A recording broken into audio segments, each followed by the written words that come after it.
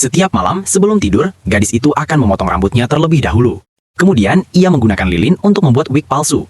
Ia melakukan ini karena merasa sesuatu yang besar akan terjadi.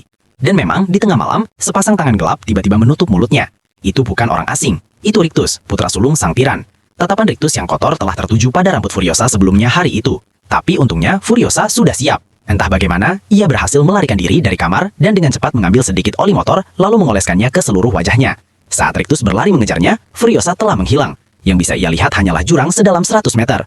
Melihat ini, Rictus panik. Ia segera melempar wig palsu itu dan berpura-pura seolah tidak terjadi apa-apa. Ia tidak tahu bahwa Furiosa bersembunyi tepat di bawahnya saat itu juga. Untuk bertahan hidup di neraka yang hidup ini, Furiosa menyamar sebagai seorang mekanik. Ia mulai melakukan pekerjaan yang paling melelahkan dan berbahaya siang dan malam. 8 tahun berlalu, akhirnya ia mendapatkan kesempatannya. Sang tiran mengumumkan bahwa ia dan krunya akan menempuh perjalanan 1000 km melintasi gurun untuk menukar pemukiman dengan kilang minyak. Furiosa mengerti bahwa inilah satu-satunya kesempatannya untuk melarikan diri. Ia telah melakukan semua persiapan rahasianya. Tetapi, sehari sebelum keberangkatan, Rictus tiba-tiba tiba di sana. Untuk menyembunyikan identitas perempuannya, Furiosa tidak berbicara sepatah kata pun selama bertahun-tahun itu. Semua orang mengira ia bisu. Namun, Rictus mulai mencurigai sesuatu. Sebenarnya, bertahun-tahun lalu, Furiosa adalah seorang putri yang tinggal di sebuah tempat bernama Oasis. Itu adalah negeri di mana orang-orang hidup dalam damai dan cinta. Namun, dunia di luar Oasis telah lama hancur. Di luar, orang-orang saling membunuh demi sumber daya. Dan suatu hari, karena beberapa tamu tak diundang, kedamaian yang telah berlangsung bertahun-tahun hancur.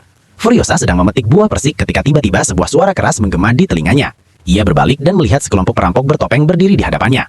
Furiosa panik. Ia takut jika mereka mengetahui rahasia Oasis, rumahnya akan dalam bahaya. Maka ia mengirim saudara perempuannya untuk memperingatkan ibu mereka, dan diam-diam mengikuti para perampok.